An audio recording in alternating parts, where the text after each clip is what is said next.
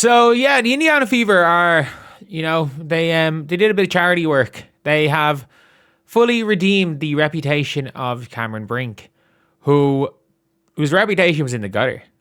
I'm going to be very honest. Her reputation was absolutely in the gutter. Like, there's no other way I can describe it. Like, she was seen as just another player. Not only another player, maybe a negative asset. And she came out in preseason and with more fouls and points. And the Indiana Fever made Cam Brink look like what Cam Brink's supposed to be. And again, these stats don't jump off the screen, but when you're playing as few minutes as Cam Brink's playing on this team, then like for the per minute, on a per minute basis, these stats were incredible. And her overall impact was very good. So starting off, again, she didn't do anything until she volleyball spiked Caitlin Clark. Oh, that is a highlight play. It's a good play. Caitlin Clark's who's shooting 90% inside 5 feet. That's like one of her 2 misses on the season. Is that her only miss in the season inside 5 feet? That might be her only miss in the season inside 5 feet. Big offensive rebound right there. Drawing the foul from, I'm not sure who. She's guarding Aaliyah Boston, forcing Aaliyah Boston into a miss with a block there. She blocked Caitlin as well on a jump shot at one stage.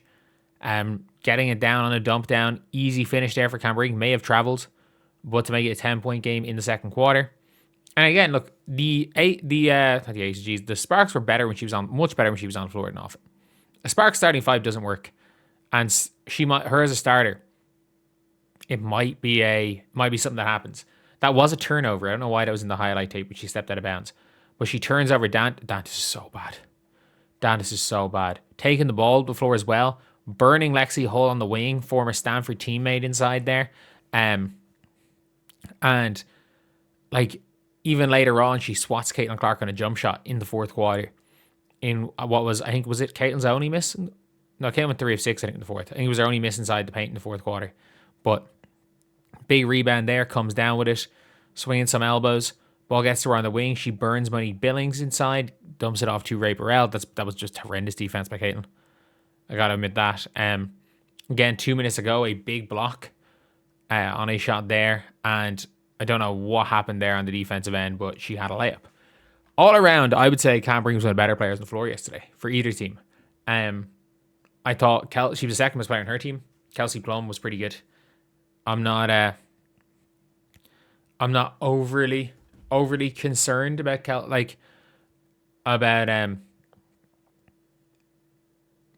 Kelsey Plum. I thought she's been pretty good this year. I am definitely concerned. Definitely concerned about about Naka and Hamby as a combo. And I just wonder what the Sparks are going to do when it comes to Cameron Brink. Does she go and go back to, are they going to start her? Because when it fits, she seems to fit better than what they currently have. She seems like she fits. Their defense is better when she's on the floor. Their offense is at least an equivalent when she's on the floor. And they're, it's one of these things where it's really tough to look at the Sparks who look really bad and is like, well, we have a player that is going to make us much better on defensively and we're a pathetically bad defensive team, but she's sitting on the bench because we're paying millions to players that don't fit. That's kind of the issue with this whole thing, is that they're paying so much money to players that just do not fit with the team. And I really do hope that when it comes down to it, that Cameron Brink can find some sort of a role, or they trade her. If they can go and trade Brink, and they might be able to get assets for her now, or they can actually use her, because what Lynn Roberts is doing with that starting 5 makes no sense. And it's just a bad starting 5.